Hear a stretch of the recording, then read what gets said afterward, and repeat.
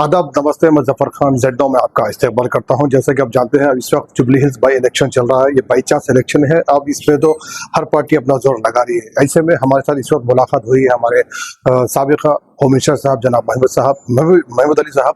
हम उनसे ये जानना चाहते हैं कि इस बार की जो तैयारियां हैं बाई इलेक्शन की, वो किस तरह से चल रही है और क्या उनके ख्यालात है इस बारे में।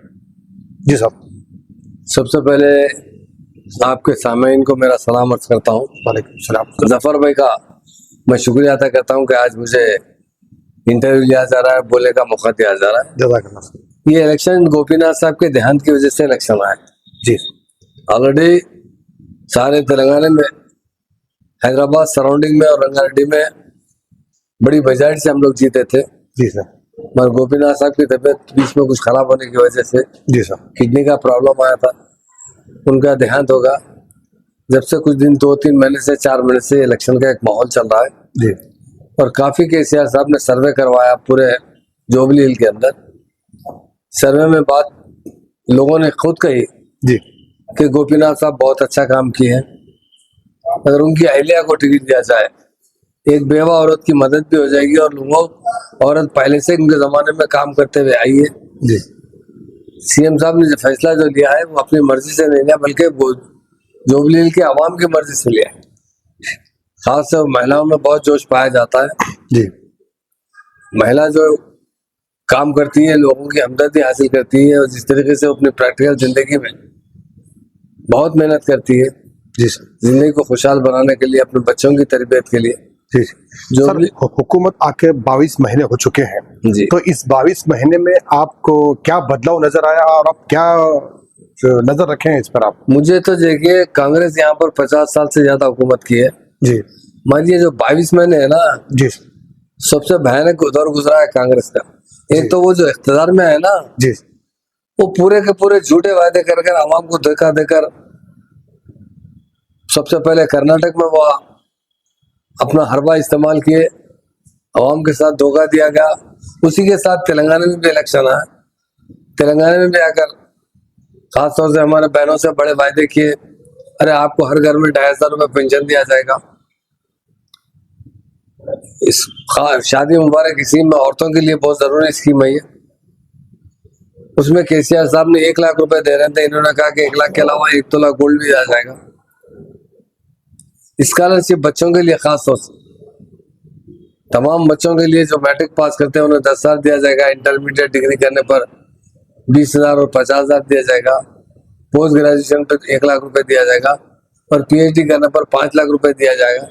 ये सारे के सारे आवाम को वायदे जो होते हैं ना, क्योंकि एक माँ जो होती है ना, अपने बच्चे का फ्यूचर सुधारना चाहती है जी। और फाइनेंशियल सपोर्ट चाहती है। जी।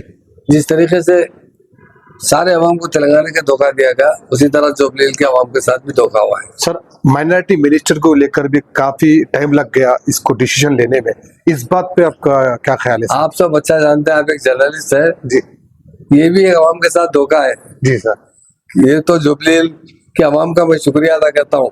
जी। आपका जो प्रेशर कांग्रेस में पड़ा है, जी। जब कांग्रेस को पता चला कि हम जोबली हिल से नहीं जीत सकते, जी। तो क्या करना चाहिए? मुस्लिम वोट हासिल करने के लिए जी। एक मिशन बनाना चाहिए। जी। वो खुद एमएलसी जो है, जी। एक लिटिगेशन एमएलसी है। जी। साबिका में आमिर अली खान को और कोदंडराम को दिया गया था जी। और कोर्ट के ऑर्डर के बाद दोनों को बर्खास्त किया गया। वही एमएलसी है जी सर। जो पहले बीआरएस की एमएलसी थी, जी। उसे हमारे गवर्नर साहब ने रिजेक्ट किया था, यही बेस बताकर कि आप ये एमएलसी पॉलिटिकल लोगों को दिए। जी। फिर मैं आवाम से यही पूछना चाहता हूँ और रेवंत रेड्डी साहब से पूछना चाहता हूँ, क्या अजहरुद्दीन पॉलिटिकल लीडर नहीं है?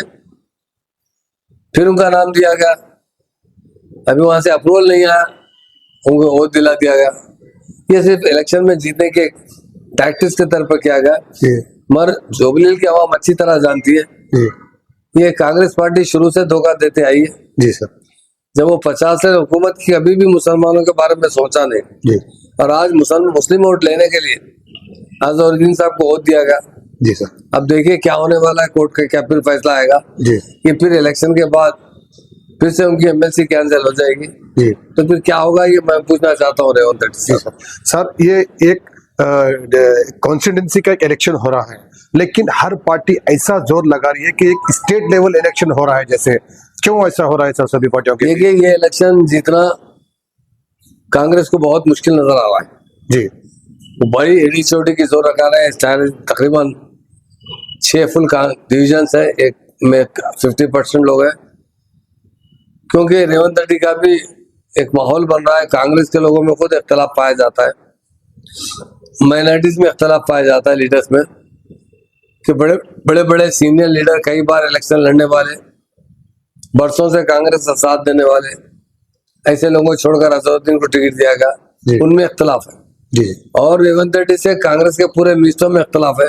जी वो बोलते हैं कि भाई हम तो पार्टी में आज 40 साल से, 30 साल से, 35 साल से, और रेवंत रेड्डी साहब आए और उन्हें सदर बनाया गया और फिर चीफ मिनिस्टर बना दिया गया। जी सर, अवाम का अब ये सवाल है कि ये जो मसले हैं जुबली हिल्स का, जैसा कि कब्रिस्तान के या फिर मस्जिद के जो भी है, ये पिछले 12 साल से है, तो अभी क्यों उछाले जा रहे हैं? इसके बारे में क्या ख्याल है सर आपका? देखिए, ये जो एक मसला है कब्रिस्तान का, केसीआर साहब ने 125 एकड़ जमीन दी थी कब्रिस्तान के लिए। जी ये तो 2 एकड़ 3 एकड़ का मसला है, जी और हम वादा कर रहे हैं आवाम से। केटीआर साहब ने वादा किया है, बहुत दूर नहीं है, हम फिर 3 साल के बाद में पावर में आएंगे। शायद 3 साल में मुकम्मल करते हैं या नहीं करते, वो तो अल्लाह बेहतर जानता है। जी अवाम में तो पूरी नाराजगी पाई जा रही, जी और हम जरूर 100% BRS जैसा इख्तियार में आएगी, जी जमीन अलर्ट करेगी। तो खान की जमीन तो भी खरीद के जी जुबली हिल के लोगों को दी जाएगा। जी तो ये जो मुद्दा है कब्रिस्तान का, जी हम जानते थे, केसीआर साहब के साथ हम रहते थे, जी तो हर कलेक्टर मीटिंग में बोलते थे जी कि हर जगह कलेक्टर को इंस्ट्रक्शन देते थे, जहां भी लोग अप्लाई करें कब्रिस्तान को जगह दीजिए। जिंदगी में भी इंसान को रहने के लिए जगह जी। चाहिए, मरने के बाद जी। खासतौर से मुसलमान को तकफीन किया जाता जी। है, तकफीन करने के लिए भी जगह जी। चाहिए। इसके लिए BRS पार्टी शुरू से ही बहुत सीरियस रही, जी और इंशाल्लाह आने वाले वक्त में भी ये जो मसले को हम जरूर हल करते हैं। जुबली हिल्स की जनता के लिए आपकी जानिब से इस इलेक्शन में उन लोग को किस तरह से काम आगे बढ़कर, या वोटिंग किस तरह से, आप क्या पैगाम देना चाहेंगे उनको? मैं एक तो बात आपको एक बताना चाहता हूँ जफर भाई, सारे लोगों में जब हम फिर रहे ना जी जितने मालूमात हमको, उससे ज्यादा आवाम को है मालूमात। जी जी हर जगह BRS जिंदाबाद, गुलाबी गंडवा जिंदाबाद, जी आवाम के दिल में बसे हुए तो केसीआर साहब है, जी और हमको पूरा भरोसा है इस मरतबा बहुत बड़ी मेजॉरिटी से जो है हमारे गोपीनाथ साहब की अहलिया जी सुनीता मैडम को जिताया जाएगा। जी जहां पर भी हम जाते हैं, जी जहां ऐसा दिखता है कि हमसे ज्यादा अवेयरनेस लेडीज में है, जी जी जब भी लेडीज से मिलते हैं, हमारे मोहित भाई के साथ जाकर शेखपेट में कई घरों में हम गए, और मर्दों से ज्यादा औरतों में जज्बा इस वक्त, जी। क्योंकि एक तरफ तो गोपीनाथ साहब की अहलिया सुनीता मैडम को टिकट दिया गया, जी दूसरी तरफ अवामी जो मसाइल है, जिस तरह केसीआर साहब के दौरे हुकूमत में हल हुए, पहले कभी भी 1 पैसा नहीं मिलता था। शादी मुबारक हो, इमाम मौजन हजरात हो, जी केसीआर साहब ने खास तौर से बच्चों के जो रेजिडेंस स्कूल खोला है ना, कांग्रेस 50 साल हुकूमत की, 50 साल में से 10 रेजिडेंस स्कूल, 2 इंटरमीडिएट खोले थे, कॉलेज खोले थे, जी जिसमें 1500 बच्चे पढ़ा करते थे। ज्यादा से ज्यादा बच्चे 2000 से ज्यादा पढ़ नहीं सके, मगर केसीआर साहब ने 2 साल के अंदर 204 माइनॉरिटी रेजिडेंस स्कूल खोले, जिसमें 1,40,000 लड़के और लड़कियां पढ़ते थे।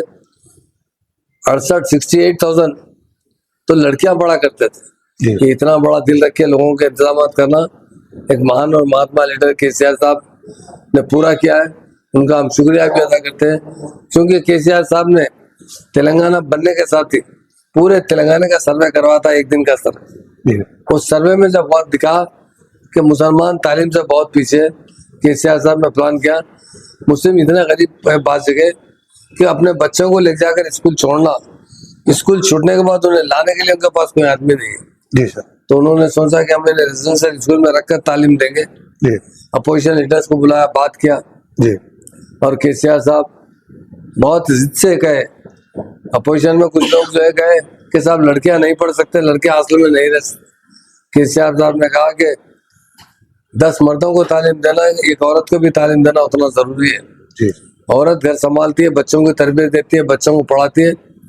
उन्होंने जिद पे रेजिडेंशियल स्कूल कायम किए, जिसमें 68,000 लड़कियों को आला तालीम दी गई। जी। इस साल भी जी 53 लड़के और लड़कियों को जो टैमरिज के स्कूलों के बच्चों को एमबीबीएस में दाखिला मिला है, किसके वजह से मिला है? जी उन गरीब बच्चे कभी, उनके माँ बाप कभी ख्वाब में भी नहीं सोचते थे कि हमारी बच्ची या हमारा बच्चा एमबीबीएस करेगा। जी। केसीआर साहब का जो दिल है ना, जी बहुत नरम दिल है। जी और ये अवाम जीती नहीं है तेलंगाना को, वो औलाद की तरह प्यार करते थे। जी आपसे एक बात बताना चाहता हूँ जफर भाई, ओवरसीज स्कॉलरशिप जी आप देखिए इंडिया में कहीं पर भी नहीं है। कितना है? 20 लाख रुपए जी हर कास्ट को दिया गया और माइनॉरिटी को खास तौर से दिया गया। जी सर हर साल 300-400 बच्चों को जी अमेरिका, ऑस्ट्रेलिया, लंदन भिजाते थे जी आला तालीम के लिए। जी एक बार मैं था, हमारे आईएएस अफसर उमूमन खजाने की रकम को बचाना चाहते हैं, वापस लेना चाहते हैं ताकि दूसरे स्कीम में काम में आए। उन लोगों ने केसीआर साहब से गुजारिश की, साहब ये 20 लाख की रकम बहुत बड़ी है, जी हम इन बच्चों से वापस लेंगे। जी केसीआर साहब जरा गुस्से में आ गए, बोले हम गरीब बच्चों को दे रहे हैं, आप लोग आईएएस अफसर, आप सोचना चाहिए जी ये गरीब बच्चों से पैसे वापस लेंगे, वो बच्चे पढ़ेंगे नहीं, जाके लंदन में काम करेंगे, अमेरिका में काम करेंगे, ऑस्ट्रेलिया में काम करेंगे। तो मेरा मकसद उन बच्चों को तालीम देना है। अगर ऐसी है तो मैं उन लोग बच्चों से अपील करता हूँ जी कि आप काबिल बनने के बाद, आप कमाने के बाद, किसी भी आपके खानदान के या आपके लोकेलिटी के जी किसी गरीब बच्चे को आला तालीम के लिए जी आप अमेरिका, ऑस्ट्रेलिया, लंदन, जहाँ पर भी, जापान जाना चाहते हैं, जी आप उनका खर्चा बर्दाश्त कीजिए। जी तो मैं समझूंगा कि मेरी स्कीम कामयाब हुई जी और एक से दूसरे देश से फायदा पहुंचा। ये सोचने वाला लीडर जी वाकई लीडर होता है। जी हम हिंदुस्तान के बहुत से लीडरों को देखे, जी मगर केसीआर साहब के दिल में जो दर्द है, जी जो गरीबों का बारे में सोचते हैं, गरीबों को किस तरह खुशहाल रखें। जी आप देखिए डबल बेडरूम जो बनाए गए, जी 1 लाख मकानात बनाए गए, जिसमें 70,000 80,000 के करीब तो मकानात का पोजीशन कांग्रेस वालों ने लिया, और जो पहले अलॉट किए गए उन्हें हटाया गया और जरूरी अपने कैडर के लोगों को वो डबल बेडरूम अलॉट किए। जी तो रेवंत रेड्डी साहब 100% झूठ बोलकर इख्तिदार पर आए, जी। इसलिए हमारी बहनें कह नहीं साहब, झूठा चीफ मिनिस्टर नहीं चाहिए, सच्चा आदमी चाहिए। सच्चा केसीआर साहब जी। है, कभी मुंह से नहीं कहा जी। पर वो करके बताया।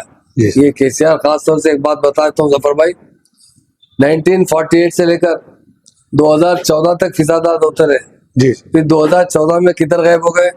केसीआर साहब ने इतनी सख्ती से हमारे आईपीएस ऑफिसर को हिदायत दी कि मैं बर्दाश्त नहीं करूंगा, जी कोई बड़े से बड़ा आदमी हो, जी छोटे से छोटा आदमी हो, अगर वो फिसादात की तरफ लोगों को राग़िब करता है तो उसे जेल में बंद किया जाएगा। जी अच्छे अच्छे जो बदमाश लीडर क्रिमिनल करते थे, जी हमारे राजा सिंह को भी पीडी एक्ट लगाकर पकड़ा गया। जी ऐसे महान और महात्मा लीडर, सेकुलर लीडर दुनिया में बहुत कम है, खासतौर से हिंदुस्तान में बहुत कम है। जी केसीआर साहब बहुत अच्छे लीडर है, बहुत अच्छी तरीके से जी अवाम की तरक्की के तरफ जी। और अवाम को खुशहाल बनाने की उन्होंने जो कोशिश की जी कि बीआरएस के दौर हुकूमत में हर आदमी के जेब में पैसे थे, जी आज सबके पैसे खत्म हो चुके हैं, जी हर आदमी रो रहा है, परेशान है। जी ये केसीआर साहब का कारनामा है। ये गोपीनाथ साहब के ध्यान की वजह से जी। ये सीट खाली हुई, जी। उनकी अहलिया सुनीता मैडम को जी सर्वे के बाद टिकट दिया गया। जी। मुझे पूरी उम्मीद है जी बहुत बड़ी मेजॉरिटी से जी। सुनीता मैडम जीतेंगे जी और फिर यहाँ से बीआरएस का दौर शुरू होगा। दौर का मतलब इख्तिदार तो नहीं आएगा, जी पर बहुत जल्द 2 साल और 3 साल के दरमियान में जी जरूर केसीआर साहब चीफ मिनिस्टर बनेंगे। जी फिर जो जिस तरह उनके 9.5 साल दौर हुकूमत में जी। जो अमन कायम था, जी। जो तरक्की हो रही थी, जी। आप देखिए जरा यहाँ पर देखिए जी। आगे बढ़कर जी। ऐसे ऐसे हाई राइज बिल्डिंग है जी और बड़े बड़े लोग जब यहाँ दौरा किए जी। तो लोग कहे कि तेलंगाना अमेरिका की तरह तरक्की कर रहा है। तो लोगों के दिलों में बात है कि दुनिया हिंदुस्तान में पर हेड इनकम बढ़ाने वाले वो लीडर थे तो केसीआर साहब थे। तेलंगाना के तेलंगाना लाने वाले लीडर केसीआर साहब थे। उन्होंने मरण पर भी बैठा था 11 दिन तक, ये खाने का दाना नहीं खाया था जी हाँ तेलंगाना आवाम के लिए अपनी जान देने की। जब 10 दिन हो चुके थे, हमारे जयशंकर साहब प्रोफेसर साहब थे, जाके केसीआर साहब से दरखास्त की, साहब आप भरत तोड़ दीजिए, फिर बाद में भी आप बैठ सकते हैं। केसीआर साहब बोले तेलंगाना आवाम के लिए मेरी जान की कुर्बानी देने के लिए मैं तैयार हूँ, जी जब तक तेलंगाना नहीं बनेगा मैं भरत नहीं तोड़ूंगा, मैं मर जाऊंगा। ये बोलने वाला लीडर केसीआर है। ऐसे लीडर बहुत कम पैदा होते हैं, इसीलिए उन लोगों ने 5वें गांधी का भी खिताब दिए, उनके ऊपर बड़े बड़े बुक्स लिखे हैं लोग। बहुत मेहनत करके 14 साल जद्दोजहद करके तेलंगाना लाए, तेलंगाना के आवाम को खुशहाल बनाना उनका मकसद था। और उनके पावर पीरियड के अंदर काफी हमारी स्टेट के अंदर खुशहाली आ चुकी थी। आज हर लोग कोई परेशान है, छोटे से छोटा आदमी कारोबार करता है उन भी परेशान है, बड़े से बड़ा आदमी भी कारोबार करता उन भी परेशान है, जी। सरकारी मुलाजिमत करने वाले वो लोग परेशान है, हमारे ऑटो ड्राइवर्स परेशान है, हर आदमी बड़ी तंगी की जिंदगी गुजारी है। हर एक के घर पर आप सर्वे कीजिए, आप तो एक बड़े जर्नलिस्ट है, जिस घर में जाके खटका मार के पूछिए अम्मा कौन चाहिए आपको, तो एक ही बोलते हैं केसीआर चाहिए, बीआरएस हुकूमत चाहिए। जी। तो बहुत जल्द हमारी हुकूमत भी आगे चल कर आएगी इंशाल्लाह। और फिर से आवाम को इंसाफ मिलेगा। जी। और जहाँ के जो इशू है जुबली के जी। वो कब मिलते हैं, अक्सर फर्स्ट प्रेफरेंस में हमारी हुकूमत बनते जी। ज्यादा से ज्यादा बजट देकर इसे हल करेंगे। जी। और जो कब्रिस्तान का मसला है जी। एक नहीं ऐसे 10 कब्रिस्तान की जरूरत पड़ेगी जी। तो जरूर लाट किया जाएगा। बहुत बहुत शुक्रिया महमूद अली साहब। तो ये थे हमारे साथ महमूद अली साहब, साबिक़ा होम मिनिस्टर, जो कि इस वक्त जो जुबली हिल्स के बाई इलेक्शन चल रहा है उस पर एक नज़र और अपने ख्यालात का इज़हार कर रहे थे। तो फिर आपसे मुलाकात होगी सर, बहुत बहुत शुक्रिया। इसी तरह के न्यूज़ और प्रोग्राम अपडेट्स देखने के लिए हमारे चैनल ZNOW TV को आप यूट्यूब पर सब्सक्राइब करें, फेसबुक इंस्टा पे फॉलो जरूर करें। मुझे दीजिए इजाज़त, अल्लाह हाफ़िज़। Thank you.